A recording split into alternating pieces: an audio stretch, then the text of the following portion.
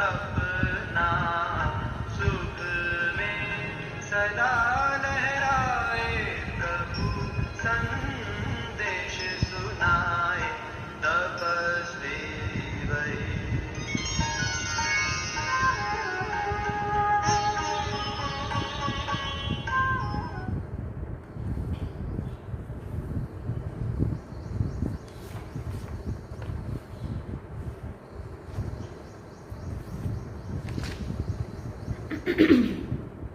ओम शांति।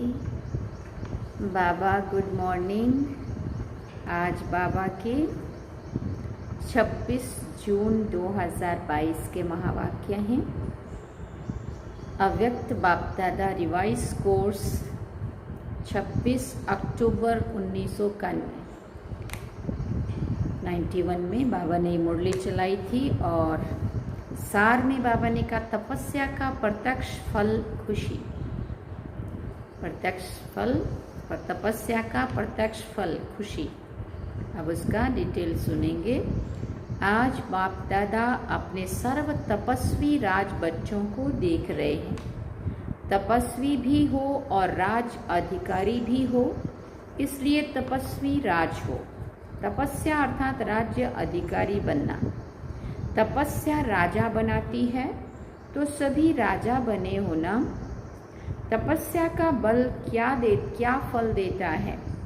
अधीन से अधिकारी अर्थात राजा बना देता है। इसलिए गायन भी है कि तपस्या से राज्य भाग्य प्राप्त होता है। तो भाग्य कितना श्रेष्ठ है, ऐसा भाग्य सारे कल्प में किसी को भी प्राप्त हो नहीं सकता। इतना बड़ा भाग्य है जो भाग्य विधाता को अपना बना दिया है। एक एक भाग्य अलग मांगने की आवश्यकता नहीं है। भाग्य विधाता से सर्व भाग्य वर्षे में ले लिया है। वर्षा कभी मांगा नहीं जाता है। सर्व भाग्य भाग्य विधाता ने स्वयं ही दे दिया है। तपस्या अर्थात आत्मा कहती है मैं तेरी तू मेरा, इसको ही तपस्या कहा जाता है। इसी तपस्या के बल से भाग्य विधाता को अपना बना दिया है। भाग्य विधाता बाप कहते हैं मैं तेरा, तो कितना श्रेष्ठ भाग्य हो गया। भाग्य के साथ साथ स्वराज्य अभी मिला है। भविष्य विश्व का राज्य स्वराज्य का ही आधार है, इसलिए तपस्वी राज हो। बाप दादा को भी अपने हर एक राज्याधिकारी बच्चे को देखकर हर्ष होता है, खुशी होती है। भक्ति में अनेक जन्मों में बाप दादा के आगे क्या बोला याद है या भूल गए हो? बाबा पूछते हैं। बार बार अपने को मैं गुलाम ही बोला है। मैं गुलाम तेरा। बाप कहते हैं मेरे बच्चे और गुलाम। सर्वशक्तिवान के बच्चे और गुलाम शोभता है, इसलिए शोभा नहीं देता है ना। इसलिए बाप ने मैं गुलाम तेरा की बजाय क्या अनुभव कराया? मैं तेरा। तो गुलाम से राजा बन गए ना। अभी भी कभी गुलाम तो नहीं बनते हो। गुलामपन के पुराने संस्कार कभी इमर्ज तो नहीं होते हैं। माया के गुलाम होते हो? पूछा बाबा ने। राजा कभी गुलाम नहीं बन सकता। गुलामपन छूट गया, वह कभी कभी अच्छा लगता है, पूछते बाबा। तो तपस्या का बल बहुत श्रेष्ठ है। और तपस्या क्या करते हो? तपस्या में मेहनत करते हो? पूछ रहे बाबा। बाप दादा ने सुनाया था कि तपस्या क्या है। हाँ, तपस्या क्या है? बाबा ने सुनाया मौज मनाना। तपस्या अर्थात बहुत सहज नाचना और गाना। बस तपस्या अर्थात बहुत सहज नाचना और गाना। नाचना गाना सहज होता है, वह मुश्किल होता है। मनोरंजन होता है, वह मेहनत होती है। नाचने में गाने में चाहे कितना भी जोर लगाना पड़े, परंतु उसमें मेहनत नहीं लगती, थकावट भी नहीं लगती। हाँ, खुशी होती है। तो तपस्या में क्या करते हो? तपस्या का प्रत्यक्ष फल है खुशी। तो खुशी में क्या होता है? खुशी में नाचते हैं, खुशी में नाचना। तपस्या अर्थात खुशी में नाचना और बाप के और अपने आदि और अनादि के गुण गाना। गाना और नाचना, क्या गाना? जहाँ तपस्या का परिणाम क्या होता है? जहाँ तपस्या होंगी वहाँ खुशी होंगी और खुशी में हम नाचते हैं। तो बाबा तपस्या की बात करता है, खुशी में नाचना और साथ में गाना माना, बाप के और अपने अनादि गुणों के स्वरूप को गाना। तो ये गीत कितना बड़ा और कितना सहज है। इसमें गला ठीक है व नहीं है इसकी भी ज़रूरत नहीं है। निरंतर ये गीत गा सकते हो, निरंतर खुशी में रहो। तो तपस्या का अर्थ क्या हुआ? नाचना और गाना कितना सहज है। माथा भारी उसका होता है जो छोटी सी गलती करते हैं। ब्राह्मण जीवन में कभी किसी का माथा भारी हो नहीं सकता, और अगर हो रहा है तो समझ लो ब्राह्मण जीवन में कहीं न कहीं अवज्ञा होती रहती है, इसलिए फिर माथा भारी। हॉस्पिटल बनाने वालों को माथा भारी हुआ, ट्रस्टी सामने बैठे हैं ना, माथा भारी है। बाबा पूछता है, जब करण करावनहार बाप है तो आपको क्या बोझ है? हाँ, ये तो निमित्त बनाकर भाग्य बनाने का साधन बना रहे हो। आपकी जिम्मेवारी क्या है? बाप की बजाय अपनी जिम्मेवारी समझ लेते हो तो माथा भारी होता है। बाप सर्वशक्तिवान मेरा साथी है तो क्या भारीपन होगा? छोटी सी गलती कर देते हो, मेरी जिम्मेवारी समझते हो तो माथा भारी होता है। तो ब्राह्मण जीवन ही नाचो, गाओ और मौज करो। सेवा चाहे वाचा है चाहे कर्मणा है, यह सेवा भी एक खेल है। सेवा कोई और चीज नहीं है। कोई दिमाग के खेल होते हैं, कोई हल्के खेल होते हैं, लेकिन खेल तो है ना, लेकिन खेल तो खेल है ना। दिमाग के खेल दिमाग भारी होता है, दिमाग के खेल में दिमाग भारी होता है क्या? तो ये सब खेल करते हो, तो चाहे कितना भी बड़ा सोचने का काम हो, अटेंशन देने का काम हो, लेकिन मास्टर सर्वशक्तिवान आत्मा के लिए ये सब खेल है। ऐसा है, हाँ, वह थोड़ा थोड़ा करते करते थक जाते हो, मेजॉरिटी अथक बनते हो, लेकिन कभी कभी थोड़ा थक जाते हो। यही योग का प्रयोग सर्व खजानों को, चाहे समय, चाहे संकल्प, चाहे ज्ञान का खजाना व स्थूल तन भी, अगर योग के प्रयोग की रीति से प्रयोग करो तो हर खजाना बढ़ता रहेगा। तो इस तपस्या वर्ष में योग का प्रयोग भी किया है ना। क्या प्रयोग किया है? पूछते हैं बाबा। इस एक खजाने का प्रयोग करो। कैसे प्रयोग करो? कोई भी खजाने को कम खर्चा और अधिक प्राप्ति अधिक, मेहनत कम सफलता ज्यादा, इस विधि से प्रयोग करो। जैसे समय को व संकल्प को उठाओ, ये श्रेष्ठ खजाने हैं। तो संकल्प का खर्च कम हो लेकिन प्राप्ति ज्यादा हो। जो साधारण व्यक्ति 2-4 मिनट संकल्प चलाने के बाद, सोचने के बाद सफलता या प्राप्ति कर सकता है, वो आप 1-2 सेकंड में कर सकते हो। जिसको साकार में भी ब्रह्मा बाप कहते थे, कम खर्च वाला नशीन, कम खर्च कम करो लेकिन प्राप्ति 100 गुना हो। इससे क्या होगा? हाँ, जो बचत होगी, चाहे समय की चाहे संकल्प की, तो बचत को औरों की सेवा में लगा सकेंगे। दान पुण्य कौन कर सकता है? जिसको धन की बचत होती है। अगर अपने प्रति लगाने जितना ही कमाया और खाया तो दान पुण्य नहीं कर सकेंगे। योग का प्रयोग यही है। कम समय में रिजल्ट ज्यादा, कम संकल्प से अनुभूति ज्यादा हो, तब ही हर खजाना औरों के प्रति यूज कर सकेंगे। ऐसे ही वाणी और कर्म, कम खर्चा और सफलता ज्यादा हो, तब ही कमाल गाई जाती है। बाप दादा ने कमाल क्या की, कितने थोड़े समय में क्या से क्या बना दिया। तब तो कहते हो कमाल कर दी। एक का पदम गुना प्राप्ति का अनुभव करते हो, तब कहते हो कमाल कर दिया। जैसे बाप दादा का खजाना प्राप्ति और अनुभूति ज्यादा कराता है, ऐसे आप सब भी योग का प्रयोग करो।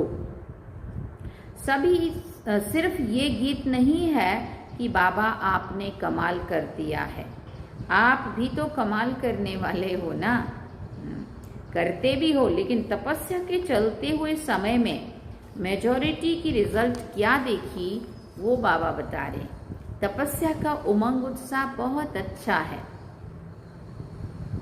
अटेंशन भी है, सफलता भी है, लेकिन स्वयं प्रति सर्व खजाने यूज ज्यादा करते हो। अपनी अनुभूतियां करना ये भी अच्छी बात है, लेकिन तपस्या वर्ष स्वयं प्रति और विश्व सेवा प्रति ही दिया हुआ है। तपस्या के वाइब्रेशंस विश्व में और तीव्र गति से फैलाओ। जो सुनाया कि योग के प्रयोग को और अनुभव की प्रयोगशाला में प्रयोग की गति को बढ़ाओ। वर्तमान समय सर्वात्माओं को आवश्यकता है आपके शक्तिशाली वाइब्रेशन द्वारा वायुमंडल द्वारा परिवर्तन होने की, इसलिए ही प्रयोग को और बढ़ाओ।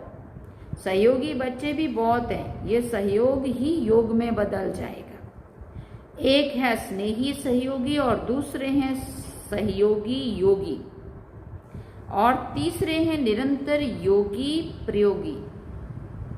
3 बताए बाबा ने। एक है स्नेही सहयोगी, दूसरे हैं सहयोगी योगी और तीसरे हैं निरंतर योगी प्रयोगी। अपने आप से पूछो मैं कौन? लेकिन बाप दादा को तीनों ही प्रकार के बच्चे प्रिय हैं। कई बच्चों के वाइब्रेशंस बाप दादा तक पहुंचे हैं, भिन्न भिन्न प्रकार के वाइब्रेशंस हैं। जानते हो कौन सी बात बाप के पास पहुंची है? हाँ, जानते हो बाप के पास कौन सी बात बाप के पास पहुंची है? इशारे से समझने वाले हो ना। इस तपस्या वर्ष में जो कुछ हो रहा है इसका कारण क्या? बड़े बड़े प्रोजेक्ट कर रहे हो, इसका कारण क्या? कोई समझते हैं यही तपस्या का फल है, कोई समझते हैं तपस्या वर्ष में ये क्यों। दोनों वाइब्रेशन आते हैं, लेकिन ये समय की तीव्र गति और तपस्या के वाइब्रेशन से आवश्यकता का पूर्ण होना तपस्या के बल का फल है। फल तो खाना पड़ेगा ना। ये ड्रामा दिखाता है कि तपस्या सर्व आवश्यकताओं को समय पर सहज पूर्ण कर सकती है। समझा? क्वेश्चन नहीं उठ सकता कि ये क्यों हो रहे हैं। तपस्या अर्थात सफलता सहज अनुभूति हो। आगे चलकर असंभव कैसे सहज संभव होता है, ये अनुभव ज्यादा से ज्यादा करते रहेंगे। विघ्नों का आना ये भी ड्रामा में आदि से अंत तक नूंद है। ये विघ्न भी असंभव से संभव की अनुभूति कराते हैं और आप सभी तो अनुभवी हो ही गए हो, इसलिए विघ्न भी खेल लगता है। जैसे फुटबॉल का खेल होता है ना, तो क्या करते हो? बॉल आता है तभी तो ठोकर लगाते हो ना। हाँ? अगर बॉल ही ना आए तो ठोकर कैसे लगाएंगे? कैसे खेल होगा? ये भी फुटबॉल का खेल है। विघ्न आए और हम उसको पार करके ठोकर मार के आगे निकल जाएं। खेल खेलने में मजा आता है ना, या मूंझते हो? कोशिश करते हो ना कि बाल मेरे पाँव में आए और मैं लगाऊं। कोई भी परीक्षा आए और मैं इतना तैयार हूं, जैसे हम उधर कैसे करके रहते कि जैसे बॉल आएगा और मैं कैसे तुरंत मारूंगा, है ना। ये खेल तो होता रहेगा, नथिंग न्यू। खेल ड्रामा भी दिखाता, ड्रामा खेल भी दिखाता और संपन्न सफलता भी दिखाता है। यही ब्राह्मण कुल की रीति रस्म है। अच्छा, इस ग्रुप को बहुत चांस मिले हैं किसी भी कार्य के निमित्त बनना, किसी भी प्रकार की विधि से निमित्त बनना, अर्थात चांस लेने वाले चांसलर बनना। आज के विश्व में संपत्ति वाले तो बहुत हैं, लेकिन आपके पास सबसे बड़ी संपत्ति कौन सी है? जो दुनिया वालों के पास नहीं है और जो उसी की आवश्यकता संपत्ति वालों को भी है तो गरीबों को भी है। वो कौन सी संपत्ति है, पूछते बाबा। सबसे बड़े से बड़ी आवश्यक संपत्ति है सिंपैथी। किसी के प्रति हमें सहानुभूति दिखाना, चाहे गरीब है चाहे धनवान है, लेकिन आज सिंपैथी नहीं है। किसी को भी किसी के प्रति कोई सिंपैथी माना कोई सहानुभूति नहीं है। सिंपैथी की संपत्ति सबसे बड़े से बड़ी संपत्ति है, और कुछ भी नहीं दो लेकिन सिंपैथी से सबको संतुष्ट कर सकते हो। और आपकी सिंपैथी ईश्वरीय परिवार के नाते से सिंपैथी है। क्यों? उनके प्रति क्या हम सहानुभूति उनको जताना दिखाना चाहते हैं, तो जो हमें मिला है परमात्मा की ओर से प्राप्ति हुई है, जो उसका ज्ञान मिला है, उसकी पहचान मिली है, उसके गुण और शक्तियों की प्राप्ति हमें हुई है, वो चीज़ उन्हों को अनुभव कराना। अलग काल की सिंपैथी नहीं, पारिवारिक सिंपैथी सबसे बड़े से बड़ी सिंपैथी है, और वो सबको आवश्यक है और आप सबको दे सकते हो। रूहानी सिंपैथी मन तन और धन की भी पूर्ति कर सकती है। अच्छा, इस पर फिर सुनाएंगे। इतना सुना के और फिर बाबा कहते हैं अच्छा अब इसको और फिर सुनाएंगे। चारों ओर के तपस्वी राज श्रेष्ठ आत्माएं सदा योग के प्रयोग द्वारा कम खर्च सफलता श्रेष्ठ अनुभव करने वाले, सदा मैं तेरा तू मेरा इस तपस्या में मगन रहने वाले, सदा हर समय तपस्या के द्वारा खुशी में नाचने और बाप और अपने गुण गाने वाले, ऐसे देश विदेश के सर्व स्मृति स्वरूप बच्चों को बाप दादा का याद प्यार और गुड मॉर्निंग, नमस्ते। हम रूहानी बच्चों की भी रूहानी माता पिता बाप दादा को दिलवा जान सिखवा प्रेम से याद प्यार, गुड मॉर्निंग, नमस्ते, थैंक यू बाबा, शुक्रिया बाबा। अब वरदान में बाबा ने कहा, अपने चलन और चेहरे द्वारा भाग्य के लकीर दिखाने वाले श्रेष्ठ भाग्यवान भव। अपने चलन और चेहरे द्वारा भाग्य की लकीर दिखाने वाले श्रेष्ठ भाग्यवान भव।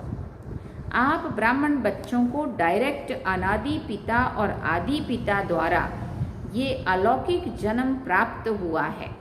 जिसका जन्म ही भाग्य विधाता द्वारा हुआ हो वो कितना भाग्यवान हुआ। अपने इस श्रेष्ठ भाग्य को सदा स्मृति में रखते हुए हर्षित रहो। हर चलन और चेहरे में ये स्मृति स्वरूप प्रत्यक्ष रूप में स्वयं को भी अनुभव हो और दूसरों को भी दिखाई दे।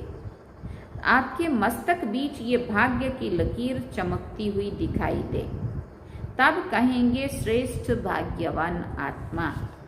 स्लोगन में बाबा ने कहा, तू योगी तू आत्मा वो है जो अंतर्मुखी बन लाइट माइट रूप का अनुभव करता है। योगी तो आत्मा वो है जो अंतर्मुखी बन लाइट माइट रूप का अनुभव करता है। अच्छा, ओम शांति। ये थे बाबा के आज के महावाक्य। तो बाबा ने सार में कहा तपस्या का प्रत्यक्ष फल खुशी, और बाबा ने उसको आगे बताया खुशी में हम क्या करते, जब कोई बहुत खुश होता है तो क्या